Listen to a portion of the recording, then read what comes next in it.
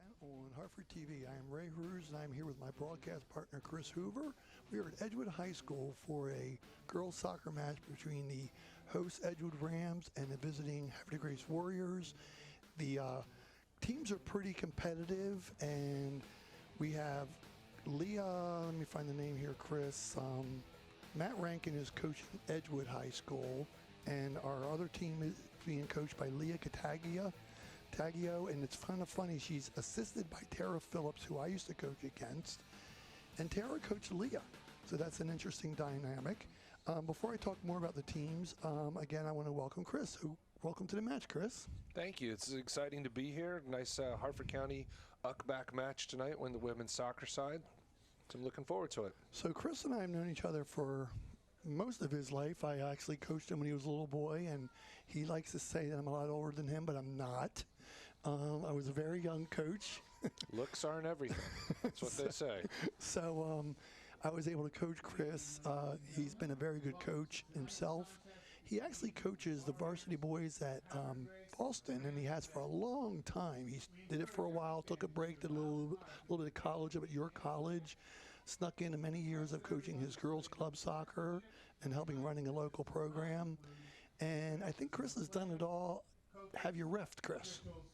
Just in some futsal leagues, so that gives me a little bit of experience on that side, and definitely changes your perspective when you're on the sideline. So I've had Chris ref in my futsal leagues, and because he's very good at it, but it's a lot different coaching doing the outdoor game is a lot more difficult. So we'll go over the officials in a little bit. Well, actually, I'll say it right now. It's two people we know well, Bud Kretschmar and Rob Heinlein, and they've been reffing for a long time. And Chris, I will say, as you can see the intros here, reffing is a tough job, and I give these gentlemen and ladies credit for doing that.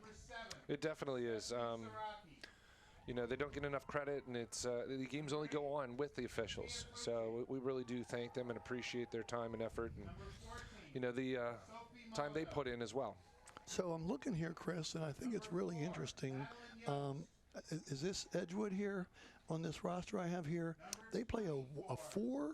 That's Havre Grace, actually. That's Havre Grace. They play four in the back, 5 midfielders and only one up top.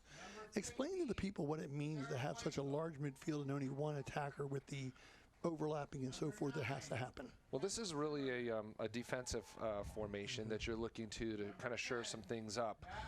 They're going to have two defensive center mids and only one attacking center mid. It does provide some challenges offensively when you're trying to get the one striker up top the ball. Hopefully with Layla Vincetti up there, she'll be able to hold the ball up and give an opportunity for those outside midfielders to overlap and get into the offense. So there is a challenge there, but hopefully this is something that Coach Cattaglio is looking at to shore up their defense, playing a diamond in the back with the 5 midfielders. So really looking to mark and find those outside players and then look for that striker up top. Now what we did hear from both coaches that the games have been close and competitive between these two teams, so that's good to know. Now we have a diamond, as you said, in the back. That 3 central midfielders is really interesting how they use that. Some people play a standard offensive center midi, and the 2 back ones make little runs off of them. Some people like to do like what they call a wheel in the middle there. And I know you and I have coached teams that have done sophisticated lineups like that. So very interesting to see how that's going to play out. Yeah, you can also push this into, depending on how strong you are in that center midfield position, switch those 2 forwards up and really put a lot of pressure on the opponent with 3 attacking players kind of in the middle with 2 attacking center mids and that striker. If they can work together and that one defensive center mid can kind of man and hold that defense up. Yeah, I'm old, Chris, and I know you've already pointed that out, but I played back in the day when we played 5 linemen, 2 or 3 defenders. I'll get back to that in 1 second. Let's listen to the national anthem here, folks.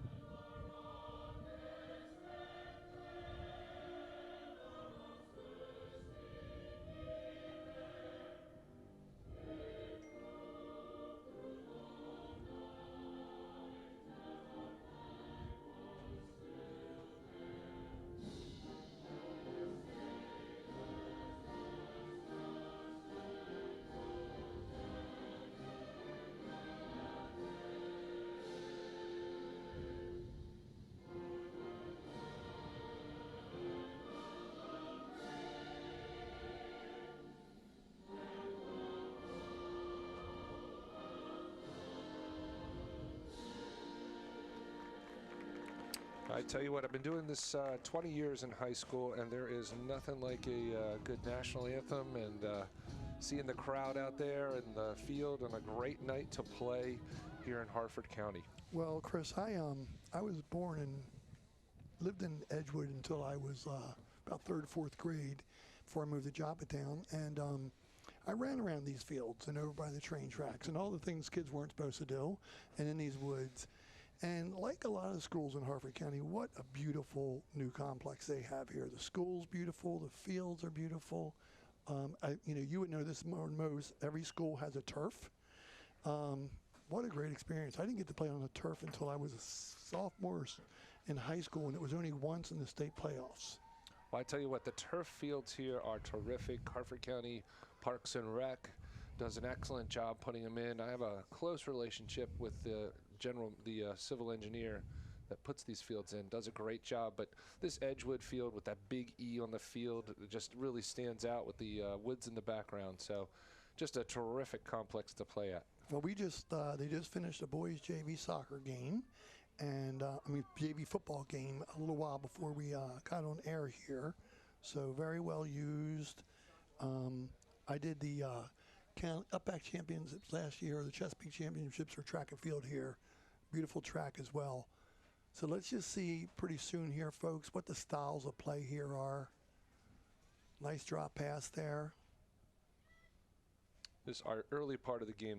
Both teams are just going to be feeling each other out, seeing what they can do and what's going to be successful tonight. Oops, a little trip on the ball there. But what you're going to see here, folks, is we have a lot of different terms that we'll bring up today, but one of them is we used to use, and Chris can educate me if it's changed, is bumping. And that's when the ball goes forward, then it goes backward, then it goes forward and backward, and you're trying to gain territory but under control. So you'll see the players like the young lady just did there. She didn't have anywhere to go. She pulled it back and reworked it to her right defender. Yeah, we call that, more currently now we call it a little bit of a drop pass. Mm-hmm. But again, same idea, looking to get that ball. Ooh. We called them everything, Chris. Drop, support, all kind of things. I was referring more to the up and back and up and back. When I played, your coach yelled at you if you went back. Yes, and definitely. I even saw some high school coaches and club and rec coaches when I was coaching for a while back with my kids that would yell at them. Now you'll see these players drop the ball all the way back to their goalie. Yeah, sometimes from midfield, too. Yes. If they don't feel like they have good control of the situation, those of us have coached for a while, like Chris and I, we'd rather them pull the ball back and do what we call reworking the play. Sometimes you'll see them go around the horn a little bit where they'll drop it from right defender to sweeper, left defender, up the left side. Now we have a nice corner kick opportunity here. Great cross into the box. 24 just almost got onto it. They're putting a little pressure on them to keep it in. Yeah, that's a coach's nightmare when you see the ball bounce around that many times in the box and nobody can quite clear it. Nice gather of the ball.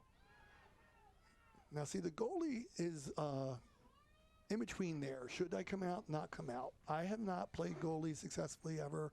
Chris has probably dabbled in it and had some success, but I was definitely allergic to goalie, and I wouldn't be aggressive on that ball. It's really impressive. Ball into the corner. Great cross. Ooh. Now our goalie scooped it up that time. We'll get more names as we're going here, folks, and have an idea of who the goalkeeper is and so forth. I think that was Emma Sewell for Edgewood in the goal. Yeah, and I believe that was Maddie crossed that ball in for us. So basically, I'm getting numbers here for my roster. So Madison, Thompson. We got a lot of similar names there on the team. We got a couple Sophias and Stephanies and a couple Madeline Madisons. So we will do our best, folks, to keep this good. Really nice turn. That's a strike. Oh, man. That was a great ball. Great turn in the corner there and then lifting it across. Giving it an opportunity, giving her team an opportunity to score. And that's all you can ask for from a striker. So what you'll see here, you just saw an upper high shot there. A lot of times, Chris, and I definitely see it in the boys' game a lot, if you get inside the 18 or 30 on turf, you can also hit that low, hard shot off the turf. And it can skid right by the goalie. And for those of you that haven't coached or played goalie, they always say it's harder to dive down than it is to dive lateral or laterally up. So those worm burners, as I call them, can be tough. Now, I think it was... Yeah, Stephanie Siraki right there took down Edgewood's team captain as she was going forward, giving Edgewood a free kick just inside the midfield line. So one of the coaches, Chris, remind me which one said they do not have a JV, so all their players that came out that were good enough to make the team were on varsity. They did not have quite the numbers. Yeah, and that's been a problem. That is, I believe that was Edgewood that didn't have the JV, and that sometimes is a problem with some of the smaller school programs. But it does give an opportunity for some of those younger players to get some valuable training time, which is always important, but also maybe some game time as well. So I'm looking here. They have 7 freshmen and 4 sophomores on the team. Wow. And a lot of them are, I'm counting here, over half of their starting lineup is freshman and sophomore. Here's a nice run going down the sideline here, trying to show a little burst of speed. That's Lila Vancetti, the striker, trying to get something going down the left side. And she's earned her team a throw-in deep into the Rams' territory. Yeah, that was a nice job by Nevaeh Vick to come over here at the last second to just cut her off. So you'll find now, folks, that soccer's a game for speed. You're not going to be able to hide many people out in the field that don't have a lot of speed. And in the old days, Chris, we didn't used to put the speedy players on the back, and now you see very fast players on the back. It's a strike there, goalie come and get that ball. Let's see if she throws or punts, Chris. I like to see a little mix-up of that. Yeah, good keeper distribution is a key. Nice punt there. Edgewood got on the end of it. Now they're bringing it down. So the boys' game I did last week, Chris, I was telling you about, I did not see but one throw the whole game. And I was a little surprised. But last girls' game I did last week, one goalie came out firing. And she would make a save, and you know this as a coach. You don't want your goalie just to stand there and let the other team get back and set up for you. Came out firing balls to the outside middies to then just be able to transition the ball upfield quickly. Yeah, I see that as something that, you know, with the kids watching more and more either higher level games in soccer, kind of emulating some of the teams that they watch. And, you know, one of the great goalkeepers, Kasper Schmeichel, who used to play for Leicester, used to do that for Jamie Vardy, and they would get right on the attack and, you know, right from playing defense to turning it around, just like Havre Grace is right here as they're going up. Well, that 3 Edgewood defenders kind of stood around and looked at each other like, do you have it? And the Havre Grace player said... Ooh, another ball just going across that goal mouth. So Havre Grace is really kind of probing that defense, seeing what they can find. They're going to be looking for their outside midfielders to kind of get that back post and maybe bring something back in. Well, what's really important in a sport like soccer, Chris, is communication. And I saw a little breakdown on communication on the Edgewood defense there. They were just standing for a loose ball that squirted through, and nobody claimed the ball.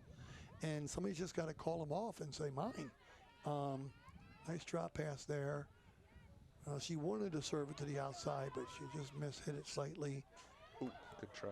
Good job there. Yeah, Ray, I would agree with you. Communication in this game is the easiest thing to do, but also the hardest. You know, and I'm working with my team. It's so much easier when I know, you know, if a player's coming at me, if I can turn, and it just makes it so much easier, but it is a challenge. So you need to communicate everywhere, but the key places that I see, Chris, are sweeper, goalie. The sweeper and the goalie are the quarterbacks of the back half of the field, and they need to communicate. And not just for who gets what ball, but we have a thing, and you can tell me the terms that are more used now, but we call it clearing out, stepping up. And that's when your goalie saves the ball and punts it or throws it upfield, or a defender clears the ball upfield. You don't want to just stand there at your 10, 15-yard line defensively. You want to push upfield and then not only for other things, but to also pull the other team off sides. Yeah. As you were talking there, and again, communication is important, but Ashlyn Wilkinson just came in for the Rams. Looks like playing that outside right midfield position. So, Chris, if you can quickly explain to the fans what offsides means, and this could be a spot for it right here.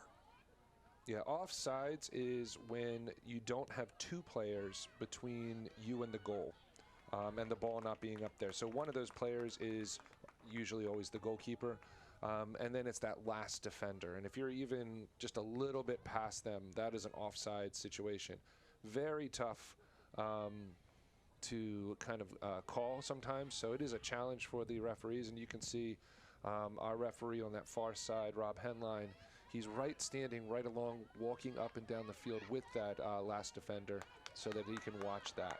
So in a two-man system, Rob is responsible for calling offsides on this end, and Bud Kretschmar can call fouls at any time anywhere in the field, and so could Rob, but Bud's not going to call offsides down Rob's end. It's going to be Rob's call. Now, sometimes we have a three-man, three-ref system, and you have one central referee and two end-line referees, and they also stagger diagonally like this. And one goes from, like, say, the 40, 50-yard line to end line, and the other one does the other. People, you don't understand. Soccer players just don't run a lot. In an active game, officials can get a lot of steps in there if they're wearing a Fitbit. Yeah, definitely. And that three-man system is ideal, but you know, it's just tough with numbers to kind of get the officials out for all of that. So we really appreciate when we get them. Well, and you know, especially if you can get three experienced people. You and I have been in some tournaments before where we feel like we've had like 12-year-olds being the side judges and a little bit intimidated. And I've always told the younger side judges, call it. I'm not going to be mad at you if you call it. I'd rather you call the offsides if it's there, because we got to teach our defense too. If they stepped up properly, if they didn't step up, we have a chance here for a strike. The defender's running the Edgewood player off the ball. A little bit of arm play happening there. You just got to hope it's not too much. This is a good opportunity for a ball. They get it down the middle there. That is Willow Borowski kind of just keep going after it. Ferocious in the box over there. Yeah, she was making move after move, and I'll tell you one thing I like that she did. If she started to partially lose the ball, she fought back really hard for the ball. You know, we don't like those lazy forwards who put their heads down and go, oh, you guys got to stop them now and get me the ball again. Anybody knows international soccer, USA years ago, star Mia Hamm? Chris, what I loved about her was she got more goals because she stripped the ball from the defender and then put it in than she did on making passes and moves. Yeah. Yeah, and those strikers and anybody that's dribbling the ball, you're the first person on the field that knows if you're going to lose it. So it's essential that you become that first defender and put pressure on the other team and try to get the ball back for your team. Yeah, that's a defender's nightmare, is playing against a tenacious forward.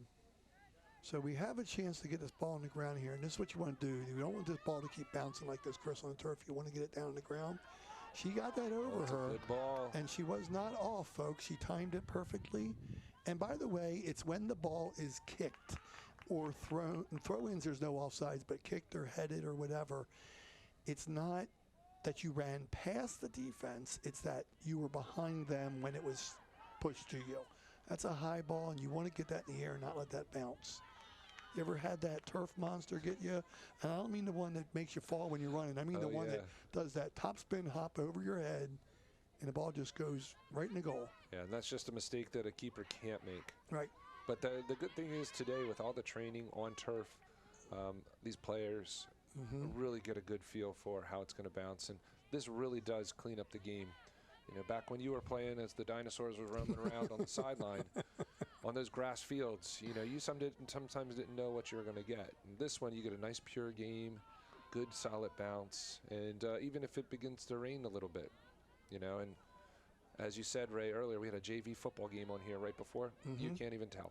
Right. If it was a grass field and there was any bit of rain like we've had lately, the field would have been torn up, and this would have been a different game. So it is a great benefit. Now, Chris, how much, as a former AD, besides coaching all the years, how much rain can a good turf like this take? Well, any turf, every field does have a limit, but it would take probably about an inch or two of rain per hour. And that's where, if you look at these turf fields, they look great, but every blade of turf is about 4 inches tall, and then it is stuffed with these kind of these black rubber pellets. And so if you get too much rain, those pellets will start to float, and that's where you get the problems. You mean the ones I would get in my shoes, and you had to empty your shoes out at halftime? Those little black pellets. Yeah. Or if you watch, you watch the NFL, you'll see them, as the wide receivers dragging their foot, all those. Yes, they pop up. Yeah. I just remember my mom telling me to take my shoes off before I came in the house, and your wonderful wife Angela probably said the same thing to your girls. We do not need those black pellets all over the house. Oh my goodness, yeah. Every couple weeks you have to dump out I have a shoe bag, and you have to dump your shoe bag out because you're bringing home half the field, it feels like. Well, Chris's girls were both very good players. That was very nice close. Ball through. Let's see if she can cut ball back. No, that defender there, wow. Let me see the number there. It looks like number 14 for Edgewood, and that should be Camilla Peterson. That was very nice effort there. That's that speed I was talking about. Yes. I thought the offensive player had the angle and the run, and Camilla just put that last burst of speed on right there and just stripped her. What's the old saying, Chris? You can't lose if the other team doesn't score. That's right. So that's why we coaches have often put some of our fastest players in the back there. Yeah, you were saying that one of the biggest trends, now is with a 4-back system, is to put some of your best attacking players on those outside backs.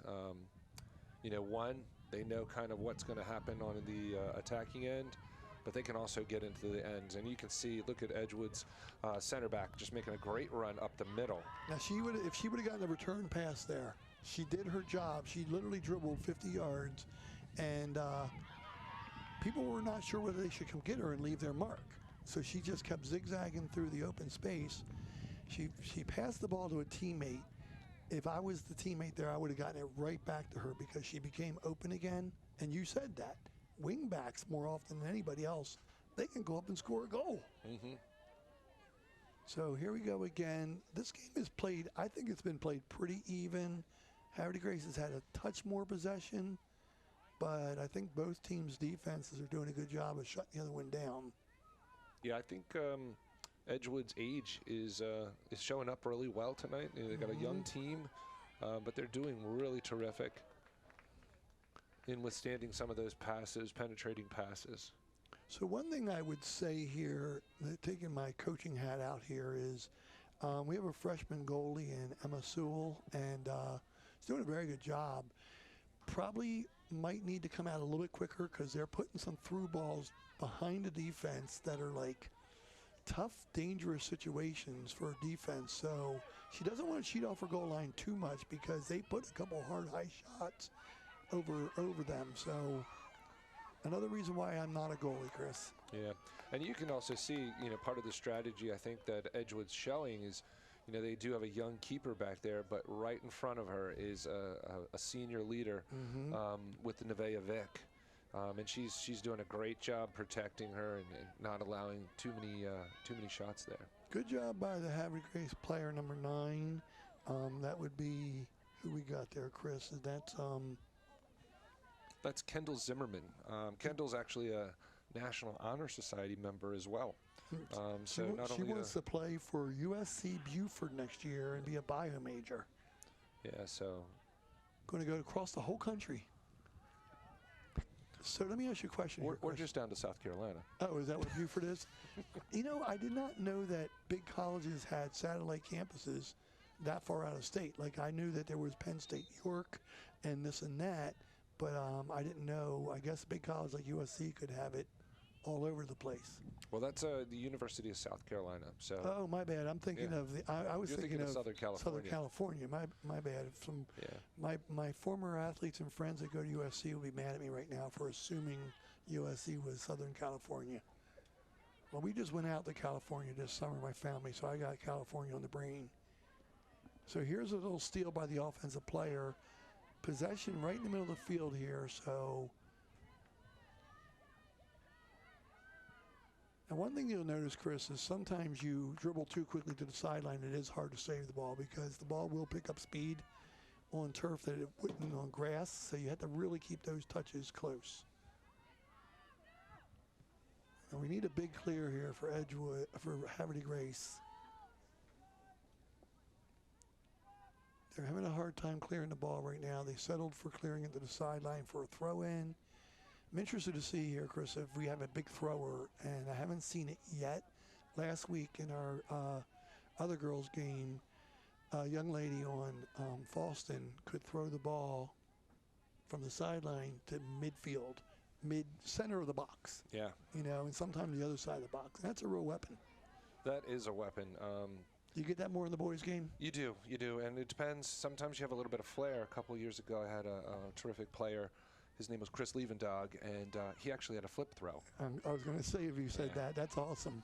Now that was always exciting. It got that got the crowd involved, and they were, excited to see it. And hopefully the opponents were amazed by watching that. Here we got a great run going down again from our left back. Yeah, that was Nevaeh Vick again, and she's found herself up there. But I'm wondering if she's up there by accident or if the coaches switched her position.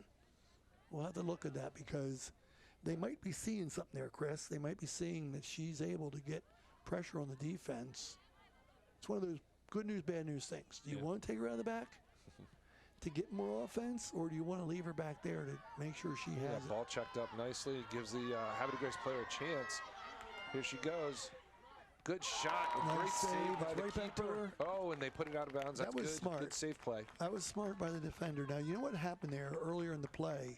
The Edgewood player was running back, and it actually hit off of her heel. Did it? And it went right back to the so let's see here. We didn't get the tip, but nice strike at the goal. That's a tough ball for the goalie to save, and our defender smartly said, let's just set up for a corner kick. We don't want to risk trying to clear that ball on the 1 yard line. Here's Stephanie Saraki taking the corner. That ball shouldn't have got through there. Oh my goodness! Ooh, it gets through. That's a tough one. Stephanie seems to be one of their set piece experts here, Ray. She's been doing a lot of throws and coming up, and then she's been into the corner kicks as well. Good pullback move there. So one thing I'm noticing. Oh! Look at that. Okay. Number 14. I think number 14. Sophie Molyneux with the goal there. Sophie actually is playing in that defensive center mid, but that is a rotation position, and she did a great job getting in there and finding herself wide open. So I have that goal about the 19-minute mark. Let's see who crossed that, number 7. That'd be Stephanie Saraki. She like the one that took the corner, really involved. Goes all the way up for the corner, but if you look now when they're resetting their positions, she's their left back. So, Chris, I was just getting ready to say that Edgewood's putting himself in danger here because they're having a hard time clearing the ball.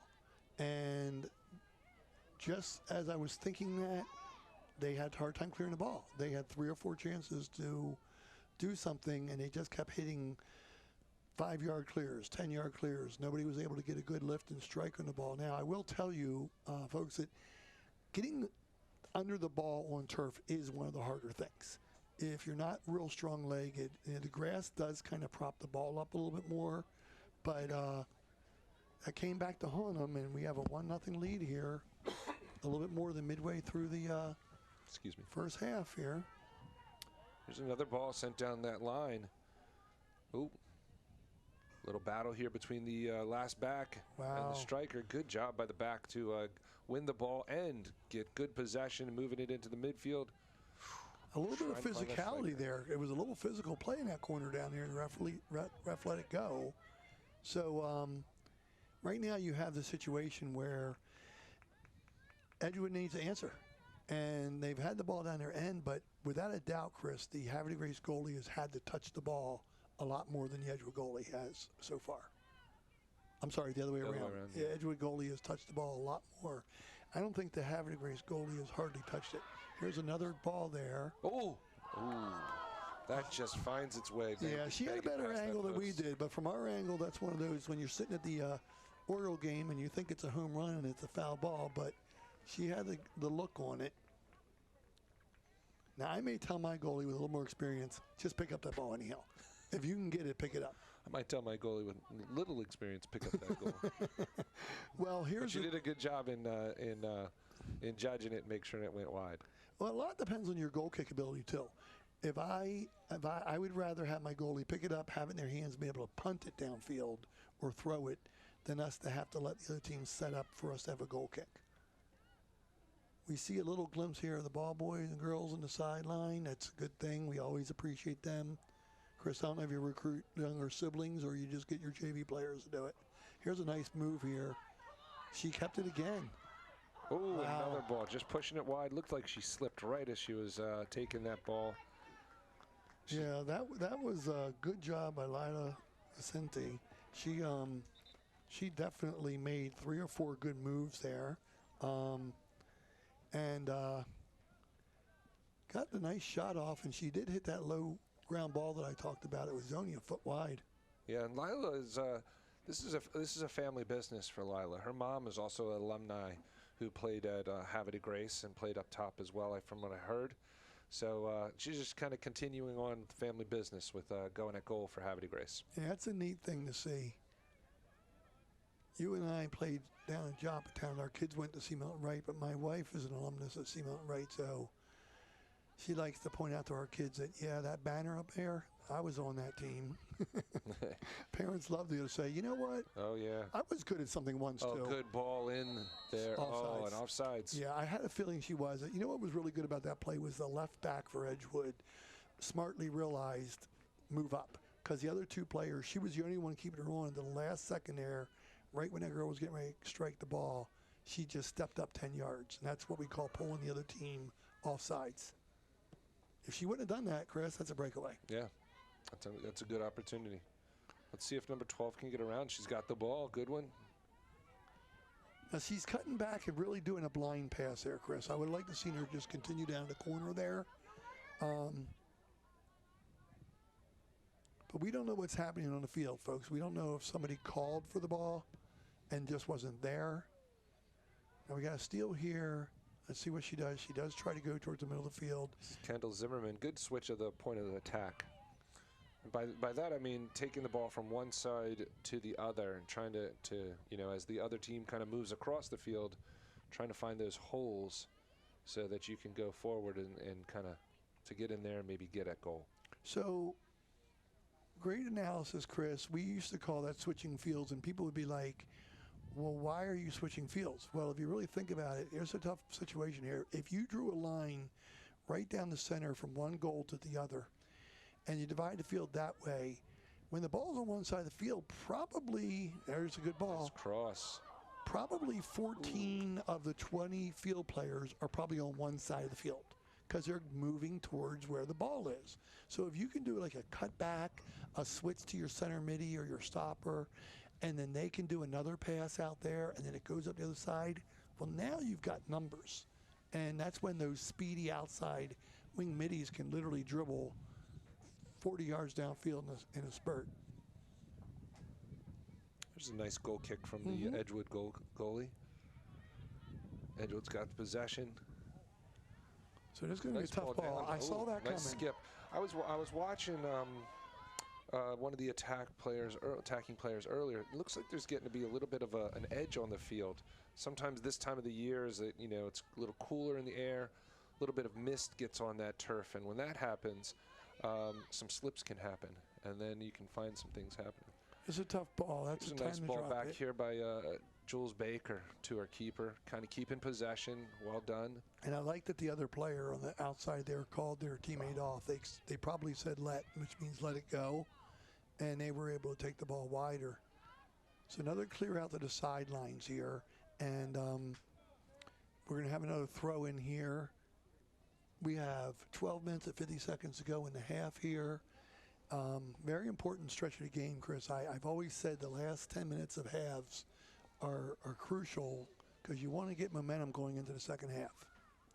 Yeah, if you can get something in, the end of the first half, beginning of the second half, those are those times where you really want to set the tone for the match.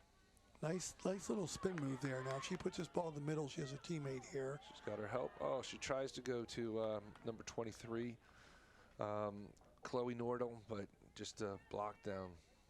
by that Edgewood defense. So I'm looking for some other players here for Edgewood. I'm looking for Samantha Donovan on the field here, Chris. She's supposed to be one of the midfielders. That was a deflection, so that should be a corner kick. Samantha Donovan, I called a girls' basketball game last winter, and she was a freshman, and she played a lot of guard and point guard, and she did an outstanding job. She's just a very composed, calm athlete. Some other player information here, Chris. Emily Ewers for Havre Grace plans to attend college and do criminal justice, and Cassidy Howells wants to play next year. If I didn't already say it, no, she wants to play for Kutztown. Where is that, Chris? Kutztown, Pennsylvania. Okay. Right in the heart of Pennsylvania. So Great facility. It's not a satellite campus of USC? No, like I said before? That's just in Pennsylvania. It's not Penn State either. So I need these younger than me people that are more vested in information about college to help me out with this stuff. Madison Thompson wants to go to college for nursing. That's wonderful. I always appreciate anybody that goes into the medical field, nursing. A lot of young people these days, Chris, love to go into the physical therapy training aspect. And speaking of that, we have Deanna Young here as a trainer for the game. I always appreciate their kind of efforts because old people like me need those people. Yeah, you're going to need those knees replaced soon, I'm sure. Maybe a hip or two. Well, my wife probably thinks I need my brain replaced, but... I think that's a commonality for all wives, for their husbands. Yeah, poor Chris and his wonderful wife, Angela, went to the game between Raven game with us the other night, and Angela had the loveliness of being between Chris and I and us acting like 12-year-old boys. But we never said we would grow up, did we, Good Chris? throw in there. Yeah, that's a nice strike Good there. turn there also. Yeah, that was Chloe Nordahl on that turn. And then what I want to know there is if she really left-footed, because if she isn't, that's an even more impressive strike there. Yeah.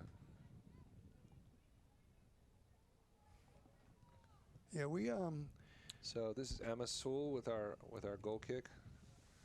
She's doing a pretty good job getting them there, but her defense needs to step in front of those, so Havre Grace can't pick them up every time. Yeah, they're just coming out and getting them again. That's another switch fields, and I don't know, that'll be a little bit too far to catch that one there. But Edgewood is doing a pretty good job, but you're exactly right, Chris. Sometimes the hardest thing to do as a coach is get your midfielders and forwards to come back for the ball.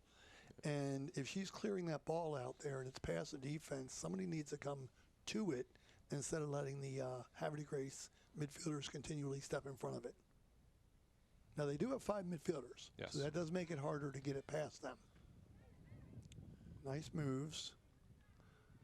Nice switch here. Now, somebody should be checking out to the right sideline. A little bit long there. Yeah, like I said, with that field getting a little bit slick, that ball's going to be really hard to catch up to. Now, what she didn't have time to see is her right defender was creeping up when she was dribbling laterally. And if she would have given her maybe another 2 seconds, you could have had an overlap there, and then you have a player going up the sideline. You mentioned that before. You like to have wing-back defenders who can make runs and get passes and come out of the back. So this is Lily Amazito, new goal kick taker for Edgewood. Good ball. Ooh, that's again, just missing. Yes. And that Kendall right there, really close on getting on the end of that. One of the things I might think about, and one of the new rules we have in soccer, is that the ball does not have to go outside of the penalty box. So they might want to look at maybe trying to build a little bit more out of the back. Especially with how far Havre Grace pushes back. Yeah. And that's funny you mentioned that, Chris, because my son Travis did the game with me last week, and we were talking about the rule changes, and that's one that we were really surprised by, not having to clear the box. So you're exactly right. Your goalie could literally just touch it to the defender, and she could dribble it 15 yards and then strike it upfield if she wanted to. Yeah. And that's something like if, a coach notices or, players notice, difficulty getting it, winning the ball on that long kick, that's something you can do to kind of just move the field another 15 yards in your favor. My correlation there, Chris, this would be a nice chance for cross. She struck it. Good job flicking it out. Now she should look for the touch pass. Very good. Now turn and gather that. Oh. Bad luck. So one thing I saw there, Chris, is I saw the teammate running away, And they do have to run away a little bit, but they got to kind of peek over their shoulder and see if the ball is coming directly to their feet. Now, my analogy I was getting to, Chris, is basketball. The other team is packing it in on your center and your big players. This is a good chance here. Drop. Oh, that was the wrong person, but oh, man. Close. Did you see the player coming through the middle? If they would have been able to call their teammate off. That was a touch-in. Yeah. But you're right. Let's see how they do it here again. If they're doing the same thing, they're not able to clear it out. Yeah, with the 5 backs and the 3 in the middle for Havre Grace, they're just kind of gobbling that up, and then you can see they're keeping possession, able to move the ball around, and they're starting to be able to pick where they want to probe.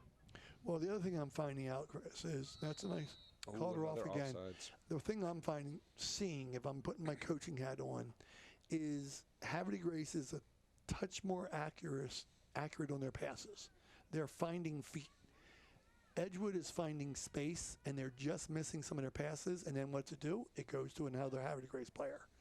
So they got to find each other's feet a little bit better. Nice through ball. She's going diagonal again. Nice switch fields. Kind of flicked that for herself there. Almost got it back. Yeah, Rob Heinlein used to ref in my league too, Chris. Good guy. Known him for a while. Used to coach. Bud Kretschmer is somebody that I knew from Joppatown and his family. His father was a teacher. Nice diagonal drop. I love that. Now let's see what they can build from this. You can look at the Havre Grace line. They are all the way up to the 35. They have a sweeper back there with Jules Baker, but you know their 3 main defenders, they're up pretty far, and that's really putting Edgewood under pressure to try to lift that ball even further and to get it. Good try in the recovery there on the sideline. Well, we talked about that tenacity that a couple of the Edgewood forwards had earlier. The Havre Grace forwards make it very hard to clear the ball. Yes. They just keep fighting back for loose balls. We have what we call 50-50 ball in soccer a lot, where it's not often 50-50, but any ball that's a near chance for both teams to get, and if you win more of them, then you have a good chance. I think Havre Grace is winning more of the 50-50 balls right now. Cut back, little body on her. If I were to say anything, coaching-wise, I think they need Edgewood needs to get their second forward up there to help out. They're kind of leaving one woman on an island, and it's making it a challenge to build that attack. Although they're doing a good job when they get in there and defending up top. Now they had a chance there for a cross, but I will say that the Havre Grace defender did get a little bit of foot in there to make her not get a clean strike on it. So let's see what their goalkeeping strategy is here. You see a defender going all the way out to the left here, and she puts it to her. And she didn't even get all the sideline space that I thought she was going to get. Fighting back. Nice ball. If she could save that, that's a good chance. Now she should strike that ball before it gets too close. Wasn't able to turn her hips on that, Chris. Yeah, that's Camilla Patterson. She's doing a great job fighting there on the sideline, trying to get that ball back. And it's their defense, Jules Baker in that stopper back position, that center stopper back position, is doing a good job kind of commanding her defense and moving them around and picking up where she is. And that's just some experience back there. Great goal kick by the Havre Grace keeper all the way out to the 45-yard line. And just like that, Havre Grace is back on the attack. So she's going to cut back to the middle again, try to find a foot. They're kind of letting the players be open in the middle there for switching fields. And that was a return to the same sideline because the space opened up there. So she's looking for a foot again. Very good job looking right for the player to check to her. Off again. She's just getting right behind that defender. In that one, it doesn't appear like she's off, but she started in the offsides position and came back to the ball. Right? Yeah, you can't be in offside position, come back and gather it. Now, what you might not understand, fans, is you can be in offside position but not be called for offsides if you're not involved with the play. So if they're passing the ball to the left forward and they're not offsides and the right forward is 3 yards offsides, if they're not involved with the play, the referee does not have to call that. Okay, we got a quick throw in here. You can just see how that ball just kind of skips and picks up some pace and was difficult for the Edgewood player to gather in. Good job cutting against the grain here on that play. That might be Sam there. I think I love that ball. That is a terrific ball. Makes it hard for the keeper to come out and get. Look at this defender again coming up and cleaning that up. Great speed, though. Great speed. Yeah. So that was Sam Donovan in the central midfield that passed that ball, and I was talking about her before. Just a smart player. Yeah, terrific turn. I mean, sometimes you see players just kick the ball out of bounds where they are. Sam was able to turn it upfield. And that's the wrong one. They both, two blonde hair. Oh, that nice strike. Two blonde-haired central midfielders. They kind of threw me off. Sam's the center midi for Edgewood. So I had to get the number that did that for Havre Grace, but it was a beautiful ball down the middle. Yeah. I used to have a problem with that, Chris, when you probably had the same thing. When my girls, when they were like young teenagers, they would decide to all wear their hair the same exact way for a game. So every single one of them had their hair in the same exact ponytail. And I'm like... It's called team spirit there, right? Yeah, but I would call the wrong player when I was trying to tell them something. So would my assistants. That was also done on purpose. To confuse me. I made Coach Ray yell at you instead of me. Oh, good step there by the center defender. And she's looking, trying to send that striker. Needs some help. So you're not seeing the follow-up support for Edgewood when the ball is cleared slightly that you see for the other way around. But I think that goes back to that three central midfielders, too, for Havre Grace. They're really clogging up the middle of the field. Yeah, Sophie Molyneux is doing a terrific job with that defensive center mid. The only one that can stop her is that young lady right there with the ball. Yeah. She's stripping her from the ball. Now, there should be a touch out here to the overlap. But if you look what we have right here. We have two, and they're being successful, two Ram attacking players, but they It's like a 2-on-6. Yeah, 2-on-6. So you can see those two holders. And that's the end of the first half. Yeah, so what we just saw something in the last couple of minutes, folks, that tells you about the style of the game here. Nice outlet pass downfield, but they don't have the numbers. They're a 2-on-6. They're going to have to come up with something different here. So we had a goal from Sophie Mullinex in the 19-minute point, assisted by Stephanie Saraki, and that's the one goal that's holding up right here. You see smiles on the faces of the Havre Grace players, but Coach Chris is going to say we're far from over. We're probably going to take a break here, folks, so I'm just going to say we are 1-0 Havre Grace over Edgewood at the end of the first half. Stay tuned for second half action. Welcome to the second half action of our Sports Showcase event on Hartford TV. I'm here with my friend Chris Hoover, and we have a 1-0 match between Havre Grace leading and Edgewood. And Chris, before I add my 2 cents, what's your evaluation of the first half here, and what would you be telling your team if you were each coach? Well, I tell you, if I'm Havre Grace's team, I'm looking at some past results and knowing that last year was a really close game that we came up a little bit short on. We're up. I would say, keep that defensive formation, those two defensive center midfielders with Maddie Yost and Sophie Molyneux. They're doing a great job with picking up any long balls that are coming out, and Jules Baker in the back has really done a great job. They just have to make sure they're sure-footed and that they're making good clears and finding the outlets in there. If I'm Edgewood, I'm looking at, hey, we've got to get on the front foot here and start getting that ball into attack and really supporting the attacking players. When they've been going, it's been very kind of isolating. And if they can connect their midfield line to their strikers, they would, I think, have a little bit more success and have an opportunity to go on goal and really kind of test Havre Grace's goalkeeper. So I mentioned before, and Chris knows Coach Tara Phillips, the assistant coach you see there on the right of the screen. And Tara coached from 1993 to 2007. I had the pleasure of coaching against her when I was up at North Hartford with Tom Berg, and we always enjoyed our competition and coaching friendship. She stopped in 2007 to, can you believe this, Chris, to raise a family. I mean, oh my goodness. Crazy. What's her commitment level there? And she raised a great kid, though. I love her. I love her son, Garrett. He's out in Michigan right now. He's been a wild cowboy for a couple years, but we're still in touch. And so, yeah, it's fun. It does take some time away from family, but, you know, one of the good things is you look at any coach, they've got a good support system around them. Well, and I had the same decisions that a lot of our friends do, when to coach, when not to coach. Literally, I coached for years, and I stopped when my kids were at a certain age. So, you know, I was obviously joking. I definitely understand what Tara had to do there. And she also said to me that she was not just to raise a family, but she wanted to watch them play.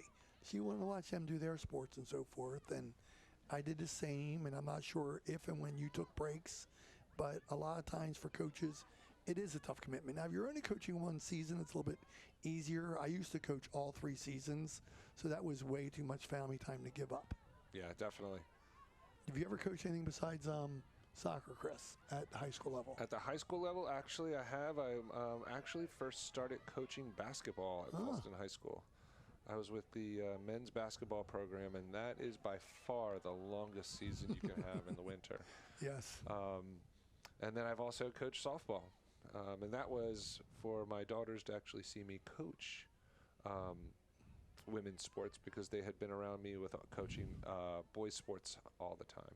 I'm with you. I coached winter sports swimming for years, and my children have coached also and still are. And that winter season, it really goes, especially if you're going far in the postseason, which Falston does often in almost anything. And it's a commitment, and that's why I appreciate with, you know, Coach Roberts and Leah and Tara do. The people need to understand how much time they put into this. It's not for the money, Chris. No. You know, we appreciate what we get for coaching, but you're not coaching for the money. You're coaching for the love of the sport and to be there for the young men and women. I'm sure you have lasting relationships. I mean, you and I have kept close. Yeah. And we have friends that we know that we coached way back in the day. And I'm sure you have that now. I think you said you had reunions, don't you? We do. We have alumni games and we do what I call the Turkey Bowl at Falston High School, where we'll have alumni come up right after the Thanksgiving holiday and run off some of those turkey legs. Some of them look like they're running on turkey legs. I might need to run 5 games to run off my turkey legs that I've eaten, Chris. It's really the desserts that get me. But no, that's a great thing to have. And, you know, I tell my friends that wonder why I've given up so much of my life for coaching and teaching. I have people now that I coached 30 years ago that still call me, text me, email me for advice if they're looking for some help with something. And I know you do this a lot too. These young ladies and men, God, I call some of them boys and girls still, and they're grown. They ask me for referrals. They ask me for other things. And, you know, but they also there to do stuff for you too. So all of you people that I helped, when I'm in that wheelchair, I'm expecting the paybacks my way, okay? Take me out to dinner, do something. That's a nice cutback, Chris. She was just short of getting a chance to take a nice strike there. That's a nice long ball. Goalie's going to get this one. It's a good job. If she can wrap her toe just around that a little bit more, she takes it over to that other side. Ideally, when you have an outside back driving that ball into the box, you're having them really kind of look at that far flag and aim for there so he can run onto it. Nice step over. That was a nice move. Deflected off the defender. She got unlucky there getting that ball in. But so a good first move there. They did a good drop pass for clear, but the defender smartly hit that out of bounds because the offensive player for Havre Grace was in her path to hit it upfield. You do not want to hit a ball off another player and let them deflect it, because that's when anything can happen on a loose ball. Nice gather there. Now, is she going to strike it again? Turn her hips. Good hold by the keeper there. Yeah, if that ball comes off her, there's a player right there to pounce on it. So far, it's been a pretty clean game, Chris. I saw one interaction earlier. Yeah, 1 or 2 fouls, and then that's all you can ask for. Quite honestly, that's as clean as you're gonna get. I also know these are two referees that will keep control of the game. Nice return ball. I think she'll probably try to get it to this side of the field. It's a backdoor pass here. Don't know if she better save this. Looks like she's going to be able to get it. Wow, good job. Good hustle. Now she's going to look for a left field across there. She is tenacious, Chris. Oh, nice try. Wow, that was number 10, Madison Thompson, and she got 3 or 4 more plays in the last 4 minutes back because she stole the ball back. Yeah, and that's what you're looking for, an opportunity to get your team going back at goal, and if you can get it early on the field, a little faster into the goal. When I had coached you, I know I had you at stopper / midfield some, and I know you've played other places. I was the player who everybody always stuck me up at center forward and said score. And it wasn't until I got a little older I had a couple coaches that made me play some defense so that I'd be better at learning how to play defense from the top. That young lady looks like she's played some defense, the way she can steal that ball so much. Yeah, definitely. And again, that's part of this more modern game where if you play a total football game, you're teaching your strikers to defend as well.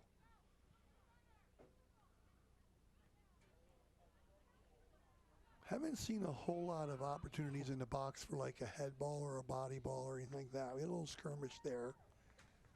Chris was very good at head ball shooting and clearing. I scored my share of head balls, and I'm not going to say it's affected my brain to this day, Chris, but my wife might say it has, and my children. But they've really cut down on the head ball rules with youth soccer now, where they don't want them practicing it and doing it at young ages. I think it's like under 10, under 12. 11. Yeah, okay, under 11, right 11. around there.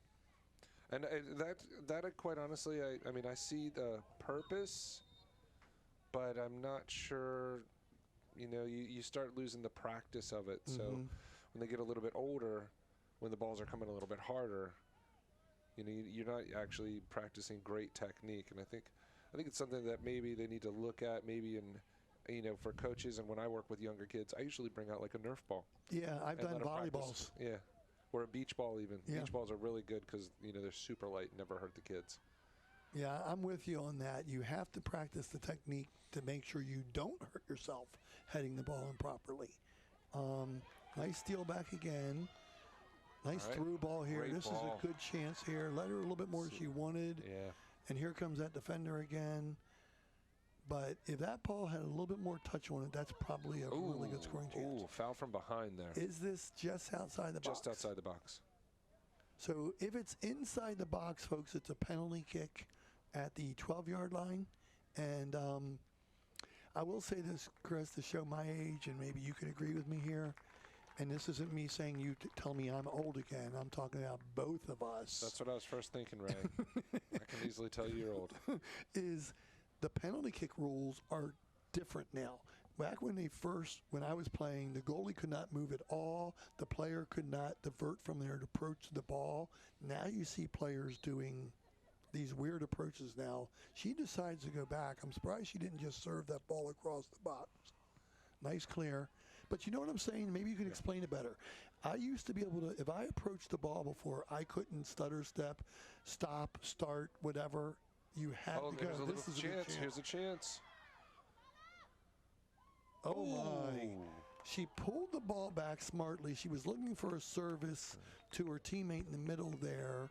So I'm trying to think who did that. Was that number 3 up top there or 5? I think that's 5. I think that's Vincetti. Okay. She tried to do a diagonal drop, but then the defense covered it up well, and she decided to take that near post shot, and she almost did it. Now, I'd like to see an in-swinger here. Here's something a little different. We have Sophie Milano taking the corner on this one. Good set in there. Oh, that drop went a little bit further than they wanted to. Nice flick up to the top. Now we got this run again. She pushed that ball through nicely. She said, look, one more touch. Oh, just couldn't get it there. By Saraki. Yeah. Oh, and they traded back. Oh, my goodness. And now Edgewood's back on the attack. Now you're seeing both teams have a little hard time keeping possession of the ball because the ball does pick up its pace. Nice spin move, pass to the middle. Good job coming to it, putting it right back to her. Number 10 has really stepped up her game this second half. Oh, she's going to serve this back Madison in. Thompson. So the one thing I noticed, Chris, is these last 3 or 4 chances for Havre Grace and 2 for Edgewood breaking out, they're putting just 1 mile per hour too much on the pace of the pass. And the one that went down the left side about 3 minutes ago, and then that one right there, the turf will pick up the pace of the ball. So if you have that person with space, it's really hard to do when you're running full speed, but you got to get that slight more touch on the ball so that they don't have to run 10 yards wider. Yeah. You know, the shortest point between 2 points is a straight line. You want that teammate of yours to run straight onto the ball. So if Edgewood doesn't start disrupting these passes, Havre Grace is going to connect pretty soon. So, Ray, going back to your penalty kick, players, when they're taking the penalty kick, cannot stop their forward progress. So you can do a little stutter, but you can't fully stop. And they used to be able to stop and kind of pause. With defending the goal kick, the keeper now has to have at least 1 foot behind the line or on the line. They seem like they can move more than they used to. Yeah, and they do dance a lot more and kind of move their arms to be a little bit more distracting. Yeah, because when I used to take them, if you just approached the ball and you struck it to your spot in the net, you had a 90% chance of scoring. Now with the goalies hopping, bouncing, sliding, it's made it more difficult. But like a lot of rules, Chris, I swear on the international world level, it's very close to the penalty shooters stopping their momentum towards the ball. Oh, definitely, definitely. It's always a slight question on some of those. Yes. But I guess when you're as good as Messi and Alex Morgan and so forth, you get to get away with a little bit more, huh? Yeah, you get a little leeway. So let's see what we got here for the throw. And I'm liking the cleats on this young lady. It's another new modern thing, Chris. We didn't have any choices. We had like black and white cleats.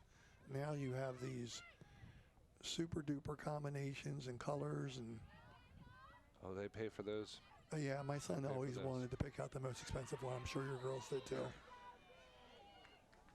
Travis would find the one in a special aquarium type showcase with a light on it and said, Dad, I want that one. Yeah, that just adds like $100 to the shoe right there. That's a no-brainer. You can see Edgewood is starting to push another player into the attack. They're starting to get a third player in there, pushing that center midfielder, it looks like, into the attack area. Kind of keeping only 4 back now. Well, we talked about halftime adjustments when we were off the air, and that's a really smart move by Matt. They needed to do something to disrupt there. That was quite a strike off of turf right there. That young lady is strong. Chris, you might be able to kick the ball that far now, but I know I can't. So there we go, getting something going across. Yeah. Now this young lady needs to gather this. Oh, she served it right back in. I don't dislike it, but there was a big enough distance between the forwards and the defenders and the goalie that the goalie has a big advantage of getting that ball. So if you're going to chip that, you might need to chip it 10 yards short. What a great kick, drop kick from the goalkeeper, getting it all the way to midfield, getting that possession for her team. That's a tough skill. That's a lot tougher than it looks. A lot of times when any player's trying that, you can get that all going off the side of your foot, and then it's an early throw in for the other team. So, Chris, how far into the game here? We are already down the 26-minute point. We've already had 14 minutes ticking off this half. Do you consider moving Nevaeh Vick up or something like that? Because she's obviously a strong player who can gain a lot of territory. There's a good shot at Matt right there. You know, she can create some offense if you get her up there. It's a risk-reward thing. Yeah. You're risking the defense, but at some point they're going to have to make that decision. Yeah, I think you have to stick with your formation how it is right now. Because it is 1-0. And if you go down 2, that's going to be even more of a challenge for you. So, you know, this is where coaches get paid the money, big money, to make those decisions to keep the tactics and the strategy the same. So I'm going to answer my own question. I'm going to say probably down to like the 10-minute mark, something like that.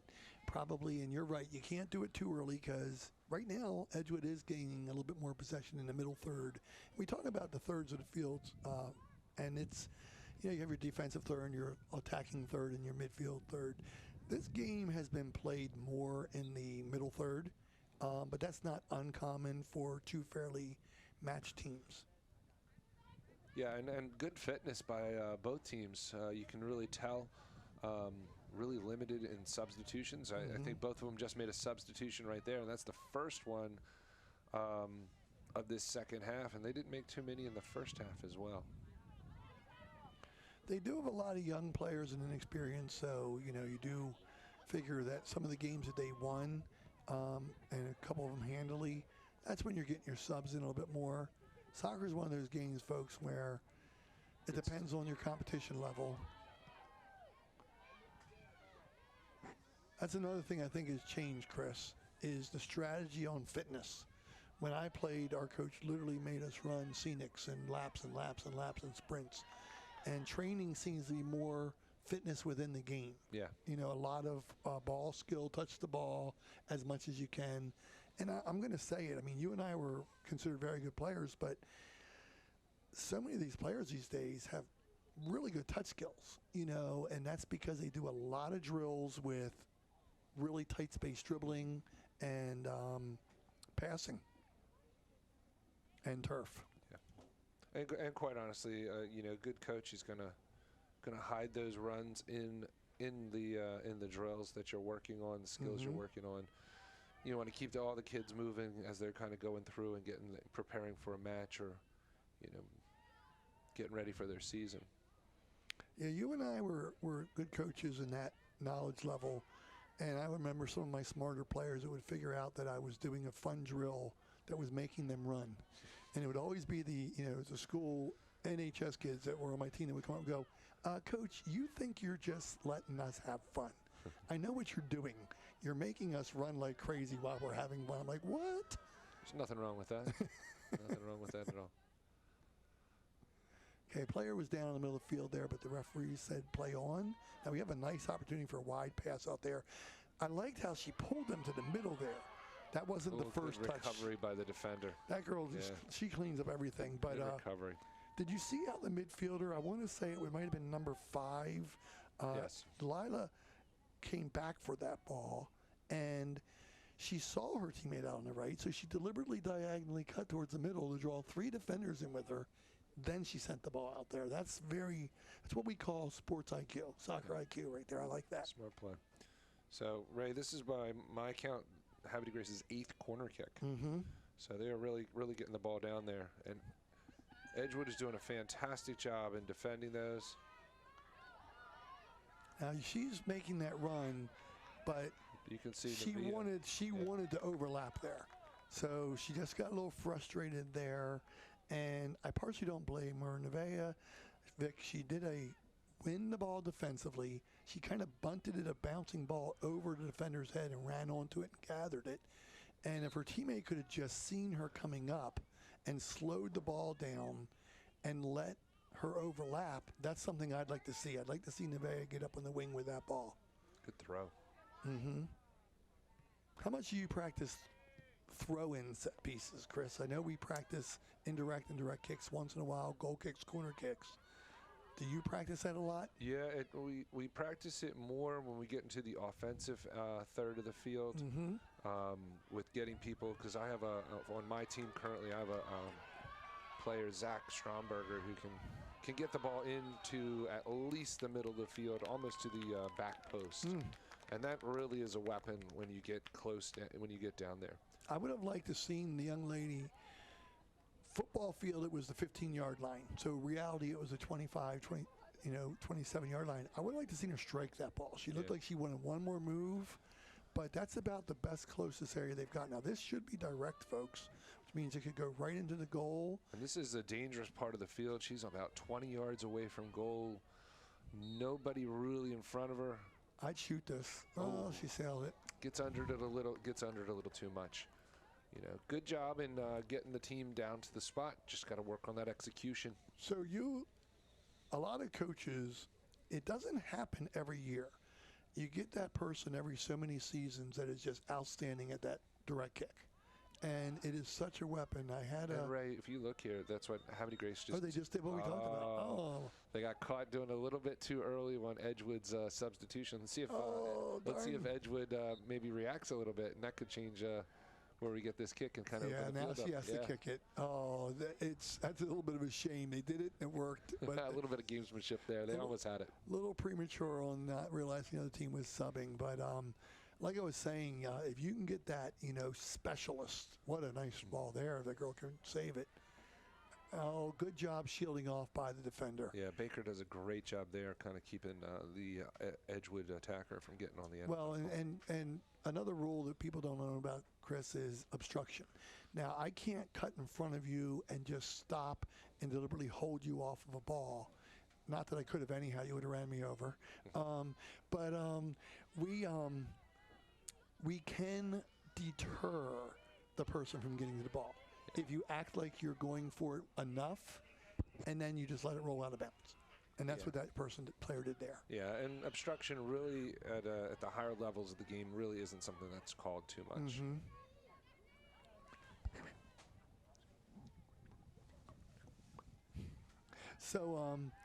So the thing is here, I'm seeing more possession from Edgewood than I did in the first half. Yeah, definitely getting their chances of getting down to that end. They haven't put a good shot on yet, but they're putting themselves into a spot where they can build and get one. Oops, a missed ball there. And if that stays in, she's going to get it. I think she's going to get it. She has time to curl towards the goal here. She does it quick enough and then serve it. Oh, that's a nice. Ooh. Now, a little strong. I would have liked to seen her first touch be directly to the near post. And then if she would have gotten near one touch that way, she could have gotten in on a 2-on-1 there with her teammate that was coming down the box. But easier said than done on the turf. This young lady is tired. She is working so hard, and I am so impressed with Nevaeh Vick. And I don't want to stereotype here with me as a coach, but whenever I saw strong, fast athletes like her, I was the track coach. I was recruiting them. I was like, you're going to come out and anchor my sprint relay team right now. She's got what we call wheels, Chris. You love to have those players, too. Yeah. It's tough to coach speed. Yes. Kind of like in basketball, hard to coach height. Mm-hmm.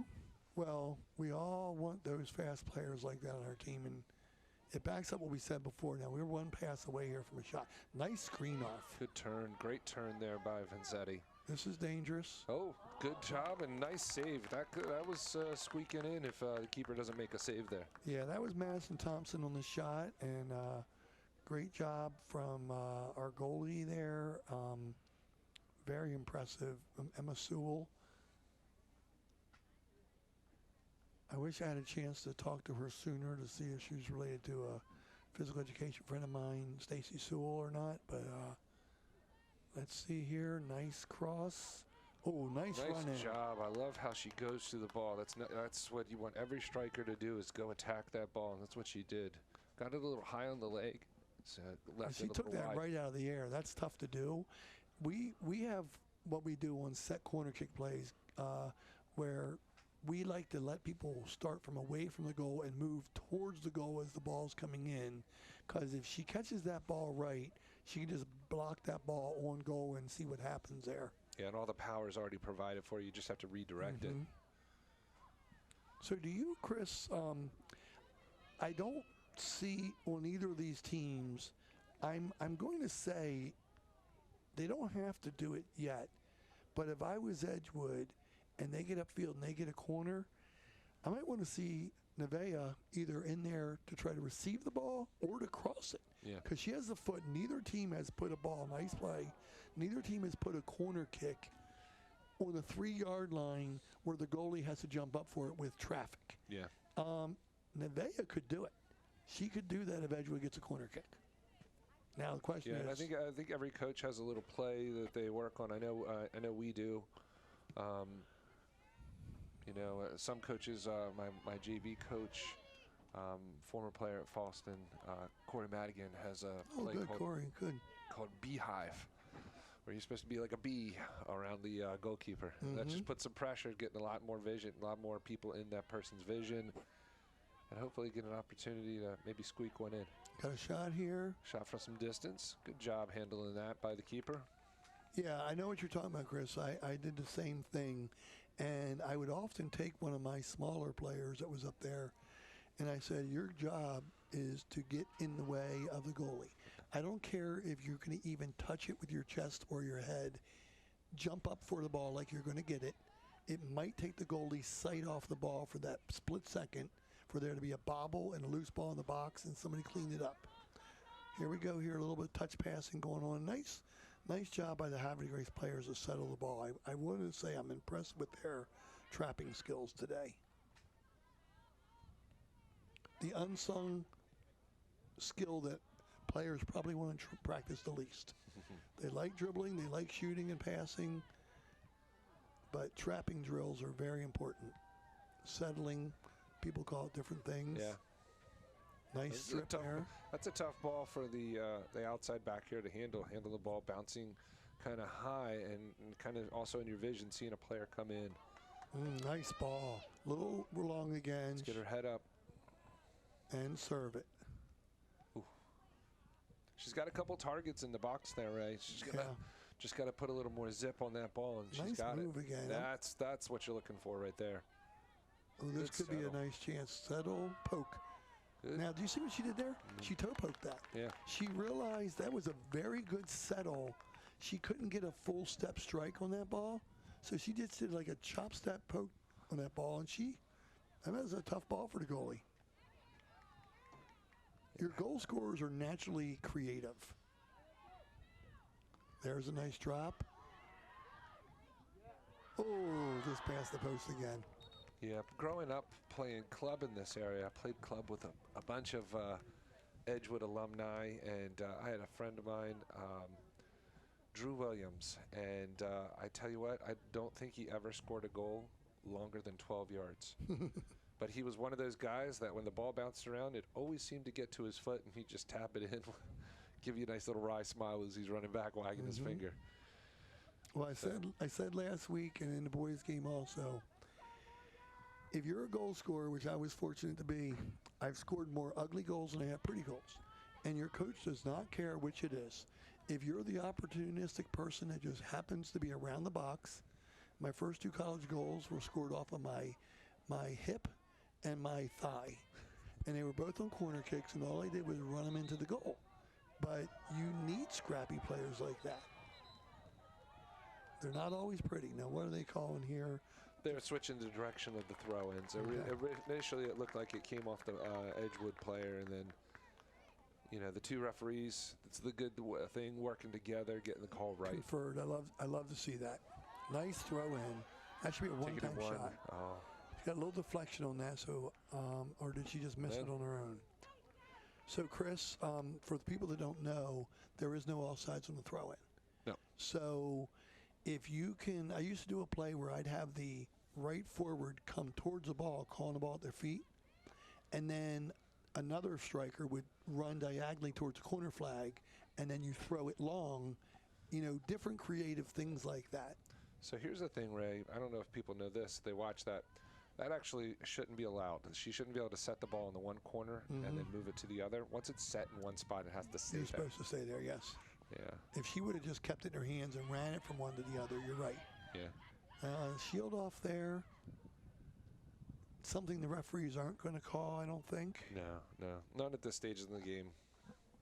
So we're in the last, getting close to the last 10 minutes of the game. Yeah, we're going to do that move. Yeah. We're hoping to. They got to win that ball, get it out of their back. Yes, you don't do it when you're in the back. Yeah, they got to get the ball in control of the midfield area and then try to find that attack. So what I would often do, and you probably do similar, is whoever I was going to put in Nevaeh's spot, I would get the person on the sidelines that was going to do that.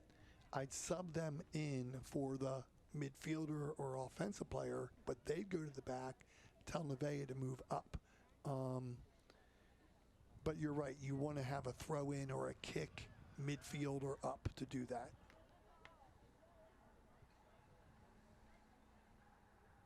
She's so strong, Chris, that people bounce off of her, and it looks like a foul, and it's not. She's just strong, physically strong player. I had a young lady that was my center midi and stopper back and forth here when I coached Edgewood girls varsity one year. And I used to get so mad because people would run into her and fall. And I'm like, they ran into her and fell because she's strong. That's not a foul on her. Yeah. Now, Corey, it's wonderful that he's coaching JV with you. Corey did some reffing for me also, a wonderful young man. And we need to have more people like that coming back and giving back. I know a couple people from C. Milton Wright that coach football and some other sports this year that are ex-alum. And for those of you listening, we often need coaches. I remember Chris being AD at Falston asking me multiple times if I knew somebody or whatever, because it's hard to find enough good coaches. Definitely. I mean, you want to find the right person to fit with your school's kind of educational mission of athletics as well. It's not just a win at all costs. We're trying to make good young ladies and good young men. Yeah, we another little commercial advertisement here, folks. We need referees too. The quality of refereeing it's not totally fair to the refereeing because there's not enough former players doing it. And so now we're getting a little rush coming. Yeah, let's see here, the overlap here. Now you need a quick throw in here, Chris. Yeah. Oh. Error by the ball boy. Oh, man. Strike one on the ball boy here. If he were paid. Well, if it was the other team and he accidentally missed a throw into, you'd be suspicious. I'm just kidding. No way. I'd be telling him to do that. Throw it behind him. Hey, I've coached with some friends that were like, you do get the ball to our team better more than you do the other team. I'm just telling you. We had a great game earlier this year, Ray, and the other team didn't have a JV program, so I asked a couple of my JV players, and they were so excited just to be out there. I told them they made the difference in the game. They got the ball to us like a split second. I mean, they got the ball to the other team in a split second, but I mean, it just made a difference. Oh yeah. So we do a lot at Falston. I have a terrific relationship with our rec soccer program, and we bring in Great Cross. We bring in our rec program teams, and they run the balls for us. And then for the boys teams, for the older boys teams, I invite them also to come into the huddle a little bit and listen. Just kind of not into the huddle, but around the edges. Close enough, yeah. So they can kind of get a feel for what high school soccer is really about. No, we appreciate all of the stuff out here. We have, I know at least on one team we have a manager, and that's Caitlin Partridge for Havre Grace, and they have important stuff to do too.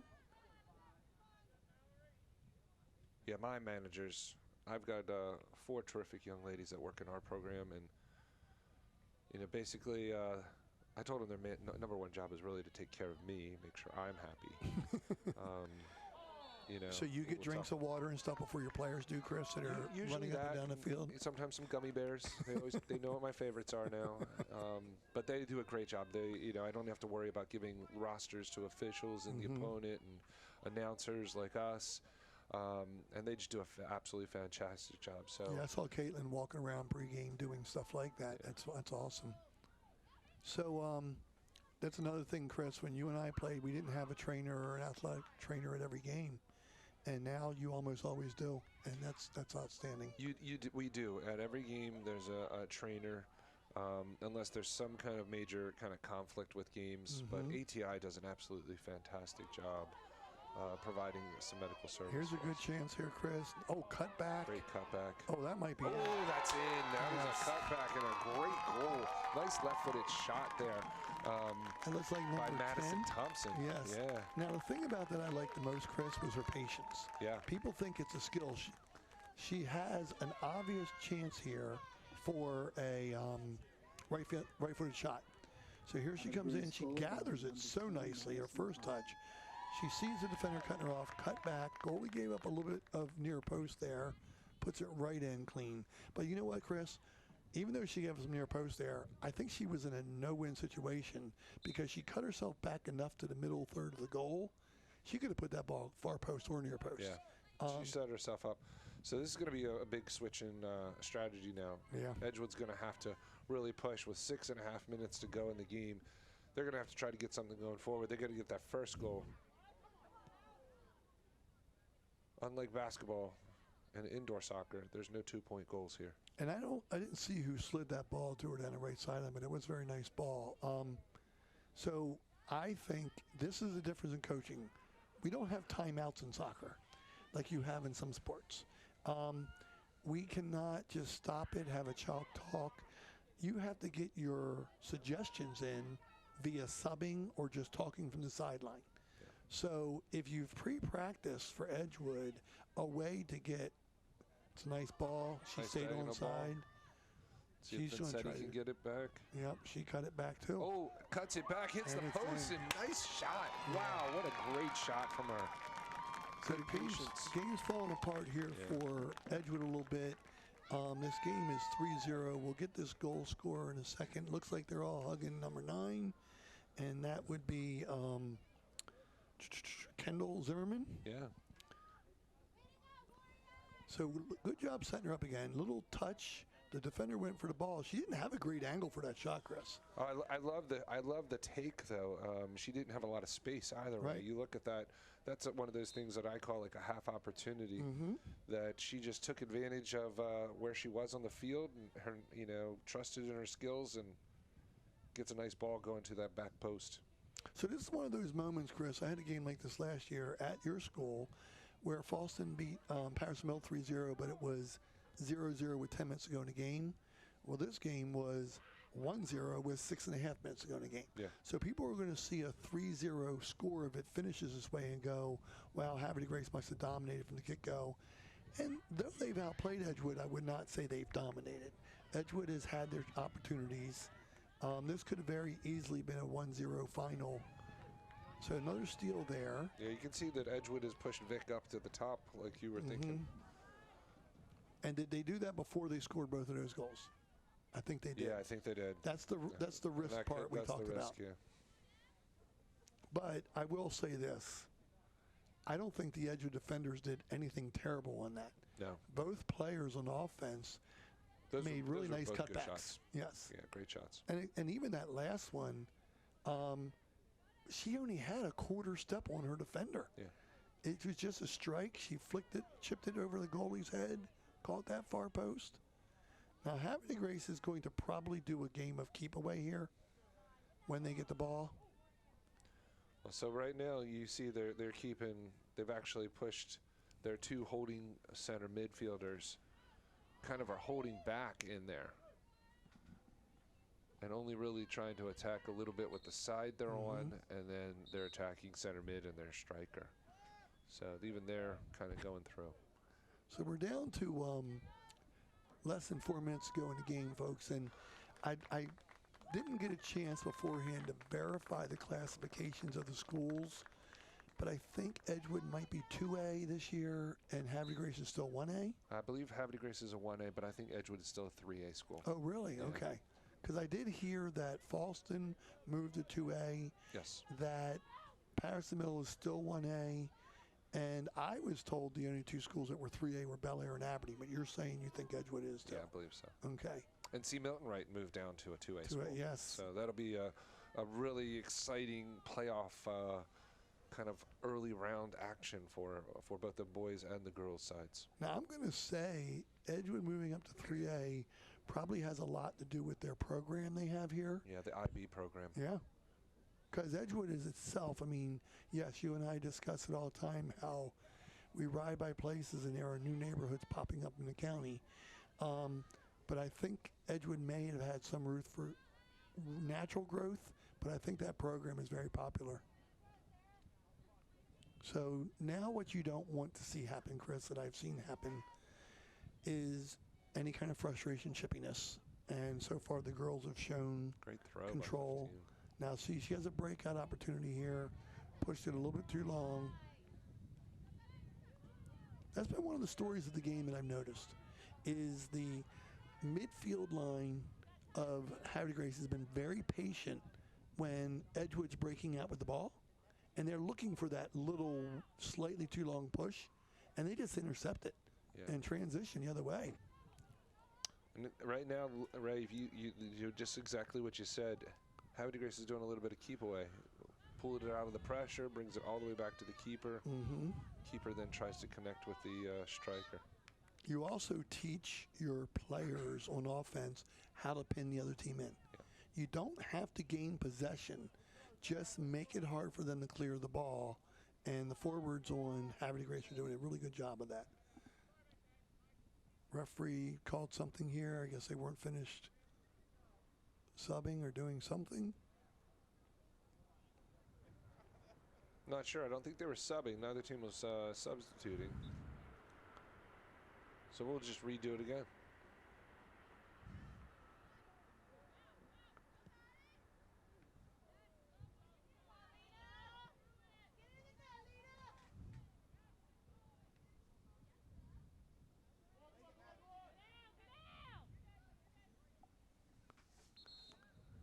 So we can actually start wrapping this game up a little bit as we're going here, Chris. With 1 minute and 14 seconds here, I'm not thinking we're going to have 3 goals by Edgewood. So I wanted to take this opportunity to ask you your opinion of the flow of this game. So it's been really good. One thing you notice here, Ray, the clock is stopped actually under 5 minutes. If you're in the lead, clock stops when you substitute. So that you can't stall. So you can't stall games. Right. And really, I mean, number 15 for Sarah Weitzel for Havre Grace just is becoming a weapon with her throw. She's got a really great deep throw, and now she's onto the corner kick. If she can pick out the right ball from the ball boy. We just had a little Laurel and Hardy episode there with the ball boy and the player trying to get that ball. Kept throwing her 2 different ones and then another one. Oh, there it was. Oh, just caught it a little late. So let's see what they're going to call here. Yeah, and looks like a goal kick. So that's by my count, just unofficial. 10 corner kicks. Yeah, that shows you the difference of possession of this game. It does. So I personally think that Edgewood has a very young team, but it's early in the season. They're going to move to 2 and 5, but I think they have a lot of players with a lot of potential. Yeah, and this is one. It's it's tough, kind of tough love here. They're going to have to, they grow. They're going to get playing time and hopefully they get better. You know, and that's all you can ask for as a coach is, and it's tough to have losses. But here it is, end of the game, 3-0, Havre Grace. So let me recap the scores here, Chris. I have goals by Sophie Molinex, and then I had it down here, Chris. The other goals were scored by, I have an assist by Stephanie Saraki, and then I think Thompson scored the 1 goal at 6:30 mark, and then the last goal was Kendall Zimmerman, probably at the 5 mark. It was like one on top of the other. I don't think the third goal had an assist per se, but maybe it did. There were 2 through balls that were very nice, so I missed who did that. And in all honesty, as good as the passes were, I think the finishes were amazing on those 2 goals. I really do not feel like Emma Sewell should be faulted for her goalkeeping. I don't think she could have done anything about all 3 goals. No. I mean, I think good opportunities taken by the attacking players. And sometimes you just say, great shot. Yes. So there's not much you can do about a shot that you go far post and hit the post and bring it in. Did anybody besides Nevaeh Vick stand out for you for Edgewood today, Chris, that you wanted to make note of? I mean, I saw Nevaeh. I thought the other one that I thought really stood out with was Lily Imazito in the midfield, number 5. I thought she did a great job really pushing the pace. And if she could, she needed a little bit of help there. But again, that's a young team that will learn to move and flow with the game. So, an unsung player for me was Julia Baker. She did not look like Jules Baker. She did not look like she had to make a lot of dramatic plays. That's sometimes a flattering statement. because she didn't have to, because she was just calmly in control in the back there for their team. Obviously, I like the job that all three center midfielders did on their team, Sophie Molinex, Madeline Yost, and Madison Berth. But I really like the pressure that Lila Vincetti put on up top. But I want to say that Havre Grace was a more balanced team. A lot of very solid players. Yeah, good possession. Good attacking the ball out of the air from the Edgewood goal kicks. Well, Chris, thanks for being here with me. You did a great job, and I enjoyed talking soccer with you. And I think I have Havre Grace moving to 3-2. And I will say, before we sign off, I think Havre Grace will be a competitive team in the 1A. I'm interested to see what they can do against the likes of Patterson Mill and some of the stronger 1A teams in the county. So once again, folks, final score here. We had the Havre Grace Warriors 3, the Edgewood Rams 0. It's been a great game.